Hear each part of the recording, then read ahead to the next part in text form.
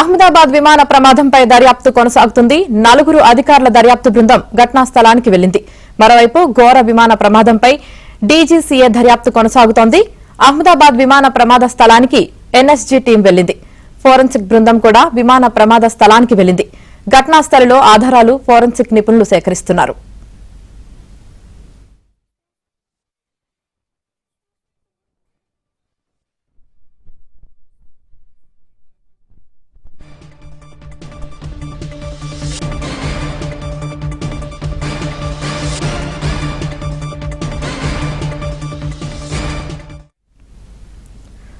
Ahmedabad airport లో ప్రధాని మోదీ సమీక్ష నిర్వహించారు. విమాన ప్రమాద ఘటనపై అధికారులను ఆరా తీశారు. అంతకుముందు అహ్మదాబాద్ విమాన ప్రమాద స్థలాన్ని పరిశీలించిన మోదీ ప్రమాద వివరాలు అడిగి తెలుసుకున్నారు. అహ్మదాబాద్ లో సివిల్ ఆసుపత్రిలో క్షతగాత్రులను మోదీ పరామర్శించారు.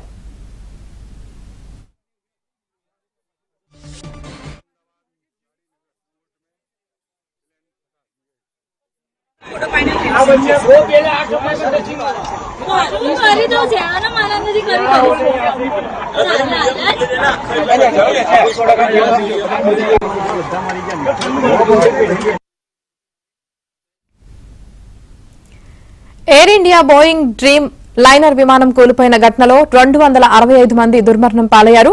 అహ్మదాబాద్ లోని సర్దార్ వల్లభాయ్ పటేల్ అంతర్జాతీయ విమానాశ్రయం నుంచి లండన్లోని ఘాట్విక్ కు వెళ్తుండగా ఈ ప్రమాదం జరిగింది.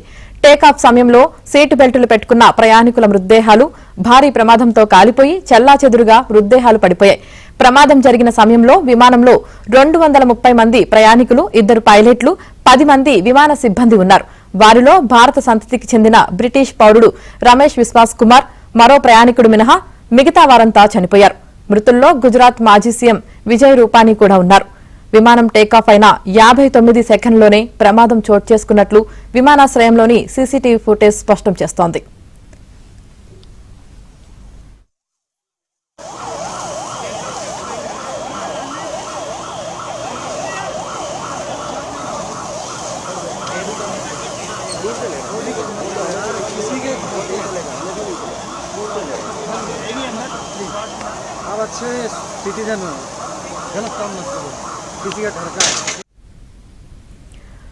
ఫుల్ ట్యాంక్ కారణంగా భారీ పేలుడు సంభవించడమే కాకుండా మంటలు వేగంగా వ్యాపించాయి. రంగంలోకి దిగిన ఫైర్ ఇంజన్లు గంట పాటు శ్రమించి మంటలను ఆర్పివేసినా భారీ ప్రాణనష్టం చోటు చేసుకుంది. దుర్ఘటన జరిగిన సమయంలో ఆ విమానంలో 230 మంది ప్రయాణికులు, 10 మంది విమాన సిబ్బంది, 2 పైలట్లు ఉన్నారు. 169 మంది భారతీయులు, 53 మంది బ్రిటిష్ పౌరులు, 7 పోర్చుగీస్ పాస్పోర్ట్ హోల్డర్లు, 1 కెనడియన్ ఉన్నారు.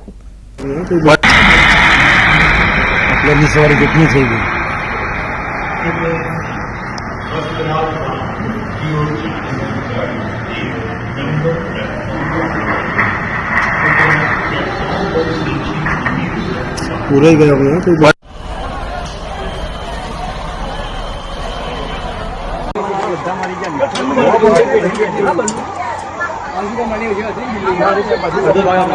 अहमदाबाद गाड़ी नगर कोर्ट में प्लेन फटा गया है।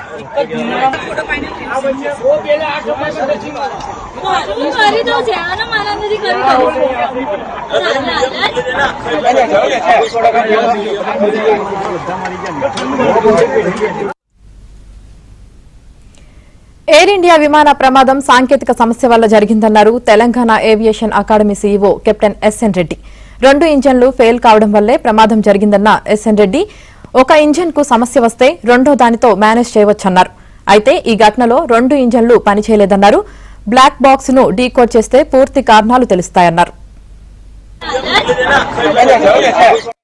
యాక్సిడెంట్స్ అయితే వెదర్ సివియర్ వెదర్ ఉంటే, thunder Storm, cyclones, heavy wind ఉంటే ఇట్లా అవుతాయి. అది కూడా లేకుండే.